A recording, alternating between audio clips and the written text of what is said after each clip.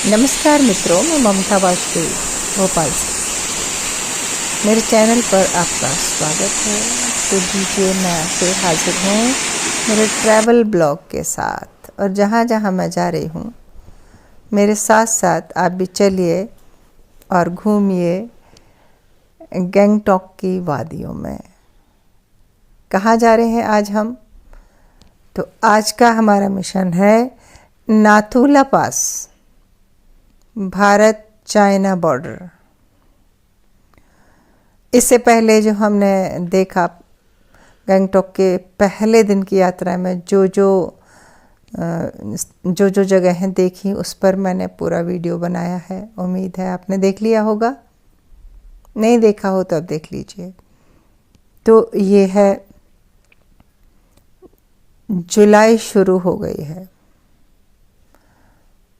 और अब आप देख लीजिए। ये एक्चुअली आप जब तक आपके पास वीडियो पहुंचेगा तब तक जुलाई है। मेरी रिकॉर्डिंग 30 तारीख की है। ये तो बरसात का मौसम चल रहा है, इसलिए आपको पहाड़ों में बहुत सारे बादल दिख रहे हैं। तो जब आप पहाड़ घूमने जाते हैं तो जो व्यू पॉइंट जो होता है वो तो होता ही है, पर उस तक पहुंचने का जो रास्ता होता है वो बहुत ही रमणीक होता है। तो ये गंगटोक से, जहाँ हम ठहरे थे वहाँ से लगभग 60 किलोमीटर के आसपास था। तो ये इसी तरह की पूरी यात्रा रही, जहाँ पहाड़ थे, बादल थे, कहीं बरसात थी, कहीं कहीं धूप भी थी, और बीच में एक दो पॉइंट और थे जो मिलेंगे आपको, सो मैं आपको दिखाऊंगी। और मुझे ऐसे लगा देख के कि जैसे इससे सुंदर तो कुछ हो ही नहीं सकता, और अब हमने जो पैसे खर्च किए वो सब वसूल हो गए। झरने तो इतने ज़्यादा थे कि जगह जगह पर झरने थे। शायद बरसात का मौसम है, इसलिए इतने ज़्यादा झरने होंगे।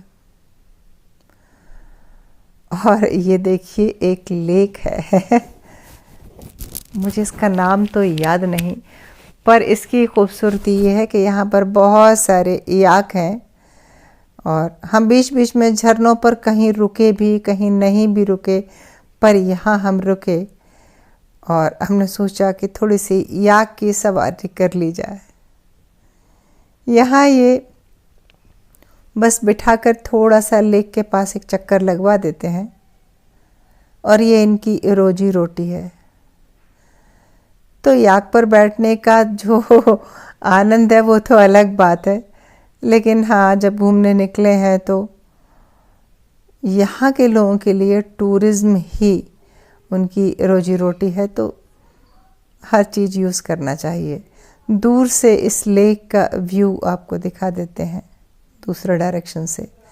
तो हमने इस याक पर भी सवारी की, जो आपको आगे वीडियो में देखने को मिलेगी। लेकिन आप व्यू देखिए कितना सुंदर है। ये पूरा एरिया आर्मी के अंडर है। नाथुला पास जाने के लिए सेना से परमिशन लेनी होती है, पहले से अपना नाम, पता, आईडी वगैरह देने होते हैं, तब जाकर देखने को मिलता है। ये देखिए, ऊपर से भी वही झरना आ रहा है, और वही पूरी यात्रा करते हुए देखो नीचे तक आ रहा है। ये सारे झरनों का पानी जाके जब नीचे नदी का रूप लेता है तो उस नदी का नाम होता है तीस्ता।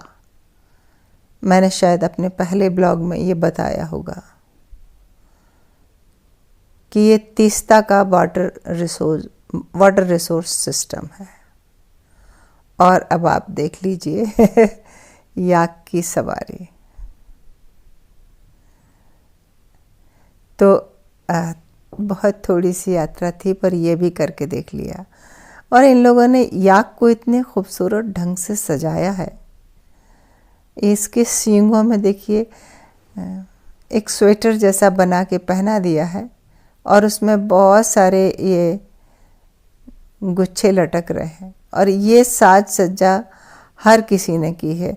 और याक की सवारी के समय समझ में आया कि बहुत स्मूथ नहीं चलता। देखिए ऊपर नीचे बगावत करता हुआ चलता है, सो बैठने में डर तो लगता ही है। पर अब बैठ ही गए हैं और साथ में मालिक है जो भरोसा दे रहे हैं कि डरिए मत, बिल्कुल मत डरिए। लेकिन हम तो फिर भी डर रहे हैं। लेकिन बैठने का सुख तो उठा ही लिया।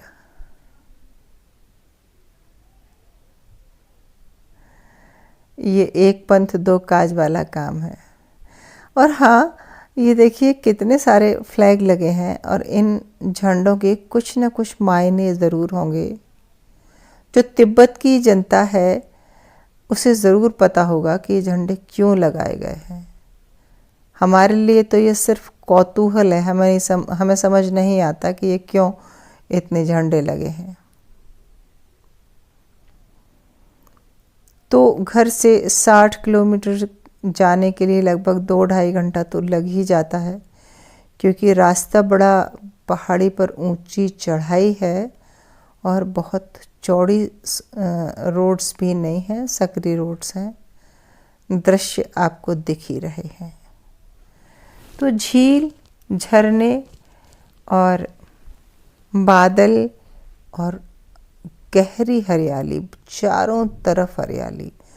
और जैसे जैसे ऊंचाई बढ़ रही है ना, टॉप में, पहाड़ी के टॉप में फिर पौधे नहीं हैं, वो पहाड़ियाँ खाली हैं, सूनी हैं। और नीचे की तरफ आते हैं तलहटी में, तब प्लांटेशन है। साथ ही जितना जितना ऊपर जा रहे हैं उतना पहले से पता था कि थोड़ा ऑक्सीजन लेवल कम होता है ऊपर, सो वो समस्या आ सकती है। तो रास्ते में ऑक्सीजन के छोटे छोटे सिलेंडर भी बिक रहे थे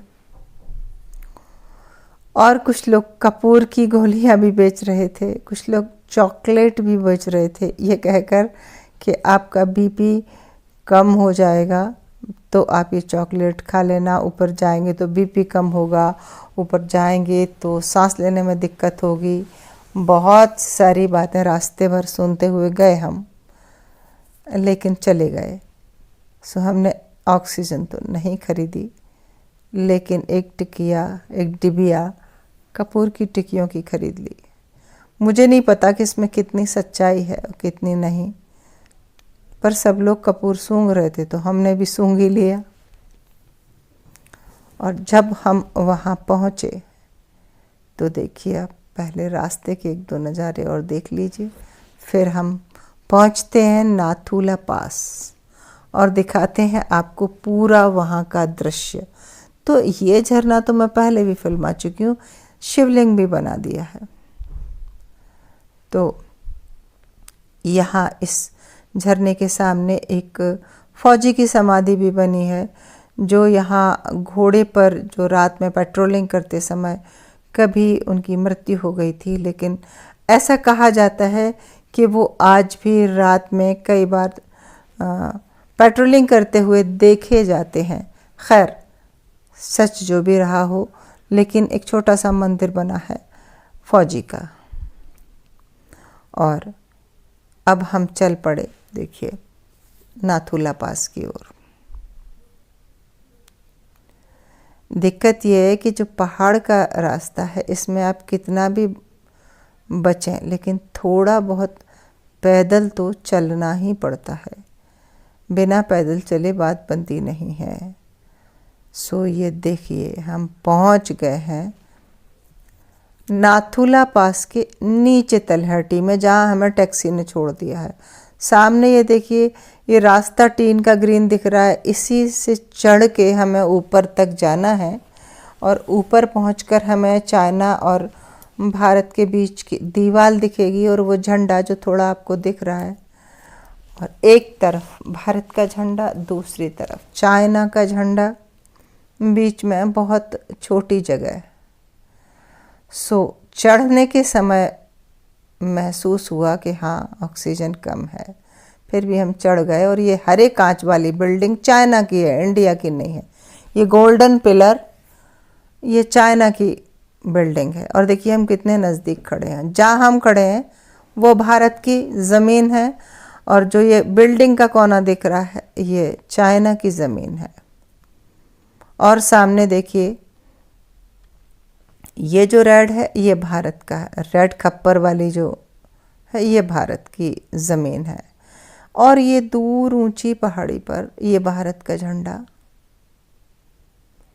यही एक टावर और एक कमरा बना है जहाँ से पेट्रोलिंग होती होगी, ये चाइना का आपको दिख रहा है चेक पॉइंट, ये ग्रीन बिल्डिंग चाइना की। तो बस ये चाइना और भारत के बीच की दीवार है जो दोनों देशों को बांटती है। और ये लहराता हुआ झंडा और सामने ये दीवार, कैसा लगा आपको? कमेंट करके ज़रूर बताइए। और अभी हम घूम रहे हैं, आगे जो जो देखेंगे आपसे शेयर करेंगे। वीडियो ज़रा भी अच्छा लगा है तो फिर लाइक कीजिए, शेयर कीजिए। मिलते हैं अगले वीडियो में। नमस्कार।